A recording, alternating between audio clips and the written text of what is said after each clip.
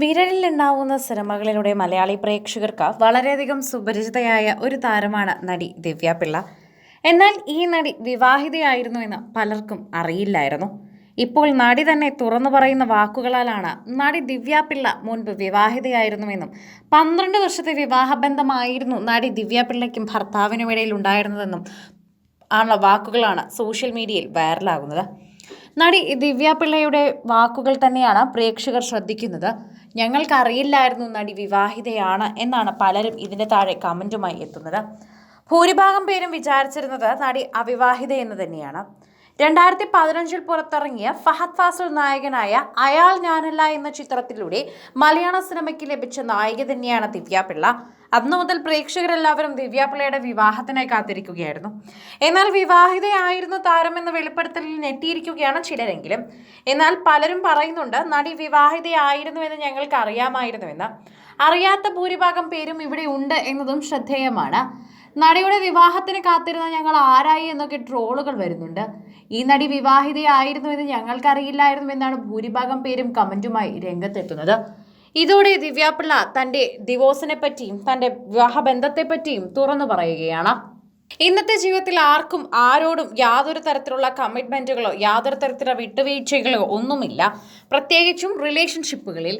അത് എനിക്കും അങ്ങനെ തന്നെയാണ് എന്ന് ദിവ്യ പിള്ള പറയുന്നു. അതിനുള്ള ക്ഷമയൊന്നും ഇന്ന് ആർക്കും ഇല്ല എന്നും പറയുന്നു. ഒരു റിലേഷൻഷിപ്പ് വർക്കായില്ലെങ്കിലൊക്കെ വർക്ക് ആവണ്ട എന്നൊക്കെ പറഞ്ഞിട്ട് ഓരോരുത്തരും അവരവരുടെ കാര്യങ്ങൾ നോക്കി ഡിവോഴ്സ് വാങ്ങിപ്പോകും. ഇതാണ് ഇന്നത്തെ കാലത്തൊക്കെ നടക്കുന്നത്. നമ്മൾ ഒരാളെയും ജഡ്ജ് ചെയ്യാൻ പാടില്ല, നമ്മളെയും ഒരാളും ജഡ്ജ് ചെയ്യേണ്ട ആവശ്യമില്ല. ഇതൊക്കെയാണ് ജീവിതം. നമുക്ക് പറ്റില്ല എന്ന് തോന്നുമ്പോൾ ആ ബന്ധം അവിടെ അവസാനിപ്പിക്കണം.